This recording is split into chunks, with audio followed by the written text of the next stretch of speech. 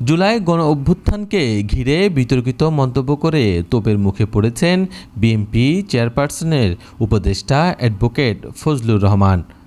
এই বিষয়ে তিনি গণমাধ্যমের সামনে এসে নিজের বক্তব্য স্পষ্ট করার চেষ্টা করেন।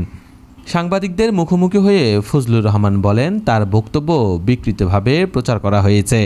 তিনি দাবি করেন, কোনো ভাইরাল হয় নাই, ইউটিউবে অনেক কিছু করা যায়। আমার পুরো বক্তব্য শোনানোর পরিবর্তে শুধু 2 লাইন নিয়ে নিচে হেডিং দিয়ে প্রচার করা হয়েছে। ফজলুর রহমান বলেছে ইউনূসকে দেশ ছেড়ে চলে যেতে, অথচ আসল বক্তব্যটা কোথায়, কখন, কোন প্রসঙ্গে বলেছি সেটা দেখাতে হবে। কোনো ভাইরাল হয় না, এটা ইউটিউবে অনেক কিছু করা যায়, কথাটা বুঝে।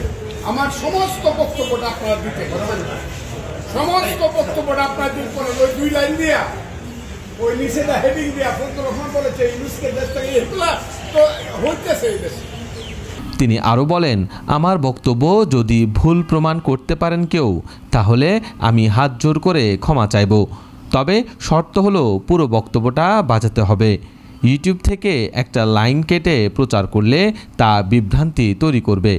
আমার বক্তব্যটা সামনে না আপনারা বাজান, যদি আমার কোনো ভুল হয়ে থাকে, কেউ হয়ে থাকে, আমাকে বুঝাইতে পারে যে এখানে আপনি ভুল করেছেন, তাইলে আমি সঙ্গে সঙ্গে হাত জোর করে নেব।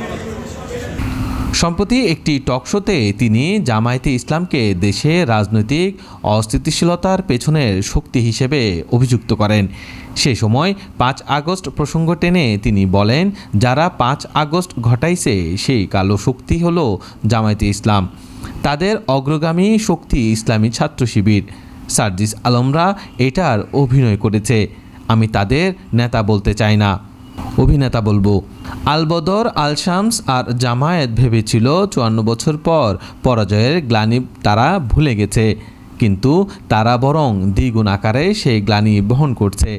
এই বক্তব্যের পর থেকেই তিনি তীব্র সমালোচনার মুখে পড়েছেন।